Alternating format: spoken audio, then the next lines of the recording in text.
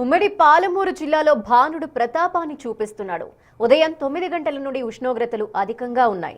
ప్రజలు రోడ్లపైకి రావాలంటేనే జంకుతున్నారు.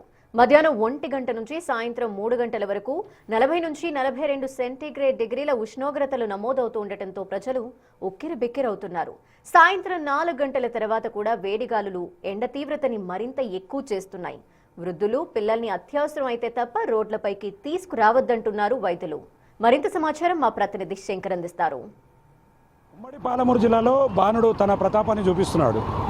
గత కొద్ది రోజులుగా ఉష్ణోగ్రతలు అమాంతం పెరగడంతో రోడ్లపైకి రావాలంటే ప్రజలు జంకుతున్నటువంటి పరిస్థితి ఉమ్మడి పాలమూరు జిల్లాలో కనిపిస్తుంది. ప్రజెంట్ మనం మహబూబ్నగర్ జిల్లా హెడ్ క్వార్టర్లో ఉన్నాం. విజువల్స్లో చూడొచ్చు, ఇదంతా కూడా నిత్యం రద్దీగా ఉండే ప్రాంతం. ఇప్పుడిప్పుడే ఇంకా వీళ్ళంతా కూడా ఇళ్లకు వెళ్ళిపోతున్నారు. ఎందుకంటే మధ్యాహ్నం 12 గంటలు దాటిన తర్వాత ఉష్ణోగ్రతలు అధికమవుతున్నాయి.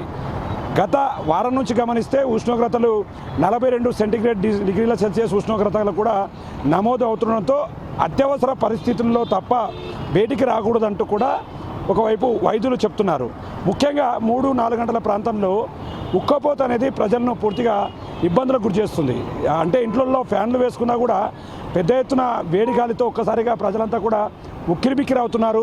ఈ నేపథ్యంలో మరికొద్ది అంటే ఇంకా రాబోయే రోజుల్లో ఉష్ణోగ్రత మరింత ఎక్కువగా ఉంటుందని చెప్పి కూడా అధికారులు చెప్తున్నారు. వాతావరణ శాఖ హెచ్చరికలు జారీ చేస్తుంది. గతంలో ఎన్నడూ లేని విధంగా ఒక్కసారిగా ఉక్కపోతలతో పాటు పెద్ద ఎత్తున ఉష్ణోగ్రతలు నమోదవుతుండడంతో చిన్నపిల్లలు, వృద్ధులు రోడ్లపైకి రాకూడదు, ఇండ్ల దగ్గరనే ఉండాలి అంటున్నారు. ఇంకోటి, మనం అక్కడ ఆటోను కూడా చూస్తున్నాం. మొత్తంగా పూర్తిగా చూస్తే ఇదంతా కూడా ఆటోకు ఒక పర్సన్ మనం చూస్తున్నాం.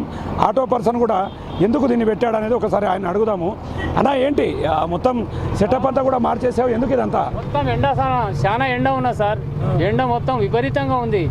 ఎండ కోసమని ఇదన్నా కట్టుకున్నాం సార్. మరి చూసినాక ప్రజలు అంటే ఆటోకు ఇది పైన కట్టినాక కొంచెం చూస్తున్నా ప్రజలు దీనికి ఇప్పుడు చూసి హాయిగా ఉంది, చల్లగా ఉందని చాలా మంది వస్తూ ఉంటారు. ఆలోచన ఎట్లా వచ్చింది? ఏదో సార్ ఇంకా ఆలోచన, ఊర్ల నుండి వస్తాం కదా, ఇంకా తట్టు కట్టుకుంటే అంత నీళ్ళు చల్లుకుంటూ ఉండాలి, కూల్ ఉండదు. అందుకొరకు ఇది కట్టుకుంటే జర సేఫ్ ఉంటుందని. మధ్యాహ్నం తర్వాత ఎట్లున్నాయి ఎండలు? మధ్యాహ్నం తర్వాత 2 months ఉంది సార్, తిరగలేము. అందుకొరకు ఇది హాయిగా ఉంది. దీని మీద ఇంకా నీళ్ళు వేసుకుంటుంటే అంతా తిరుగుతున్నది, మంచిగా ఉంది సార్.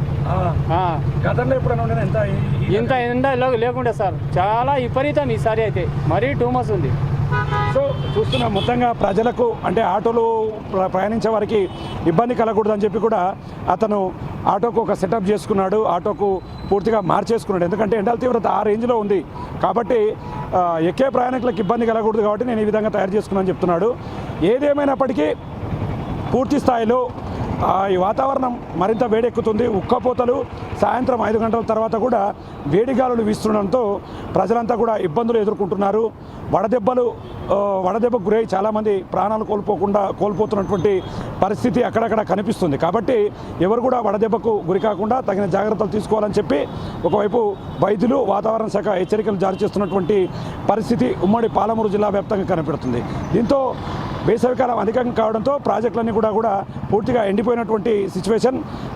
ఇది ఓవరాల్గా ఉమ్మడి పాలమూరు జిల్లా వ్యాప్తంగా ఎండల తీవ్రతకు సంబంధించినటువంటి update. Camera person Nageshwar, Shankar, big TV.